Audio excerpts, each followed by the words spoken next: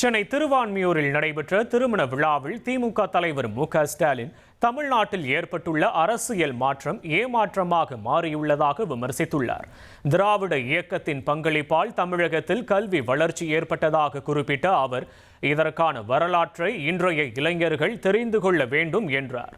லட்சக்கணக்கான மக்கள் செய்த தவறு கோடிக்கணக்கான மக்களை துன்புறுத்தி வருவதாகவும், இந்த நிலை மாற அனைவரும் சிந்தித்து செயல்பட வேண்டும் என்றும் மு.க.ஸ்டாலின் கேட்டுக்கொண்டார். இன்றைக்கு இருக்கக்கூடிய இளைஞர்கள் புரிந்து கொள்ள வேண்டும், தெரிந்து கொள்ள வேண்டும். அவருக்கு புரியல, தெரியல. அதனால்தான் ராஜா சொன்ன மாதிரி ஒரு மாற்றம் தமிழ்நாட்டில் ஏற்பட்டு ஏமாற்றமாக மாறி இருக்கிறது. லட்சக்கணக்கான மக்கள் செய்த தவறு கோடிக்கணக்கான மக்களை இன்றைக்கு துன்புறுத்தி கொண்டிருக்கிறது. இந்த நிலை மாறணும்.